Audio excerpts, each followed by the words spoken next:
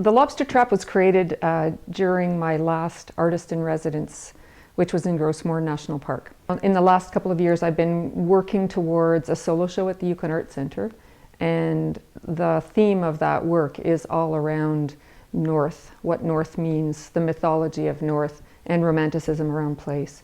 So the work that I was making there sort of had those underlying themes in it, but in a quite different environment than what I live here and what I've experienced in other parts of the North that I know. It's got a similar sort of people that are attracted to live there, because I think of this remote, which I equate to being northern as well, a remote place where you end up relying on yourself and building up a sense of reserve and you know, self-confidence and all of those things, which is very apparent in the way people live their lives as fishermen and you know, resource-based, natural resource-based kinds of economies. It's harsh and it's hard, and the weather's extreme, the conditions are extreme, but it builds up this sense of like toughness and resilience, and people, you know, come together because of those extremes.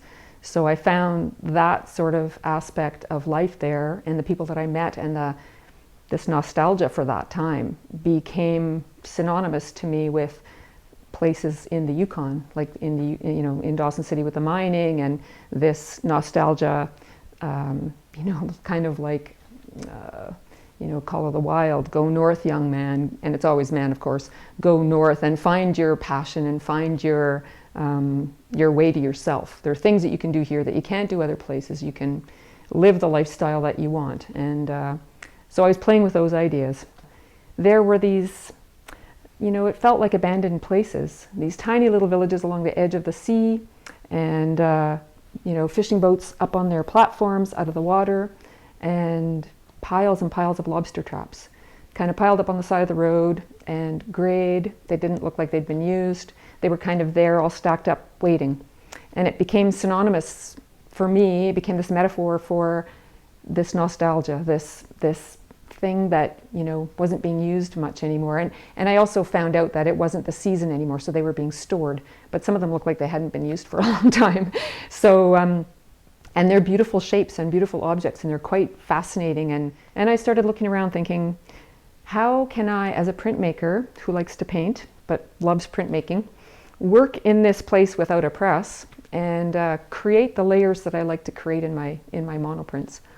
And I happened to find a really big old fishing net that I was given liberty to use and do whatever I wanted to, because it was on its way to the dump. So I cut a huge chunk of it off and started to experiment with this fishing net, and put lots of water down on the paper and with watercolor, and I was experimenting with new colors and playing with the texture of the net. So yeah, for the first thing I did was have a lot of water down, and I put the net down on top of it.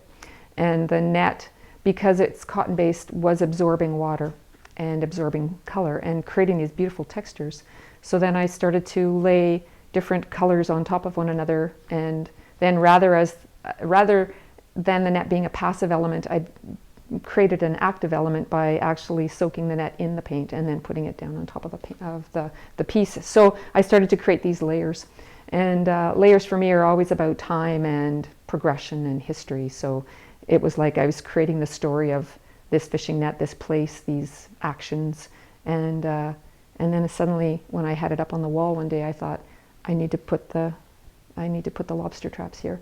And so over the next 6 weeks, it took a long time to do that drawing. I worked on it a little bit every day, and I created that whole series, well, that piece, in amongst all of these other pieces that I was working on at the same time.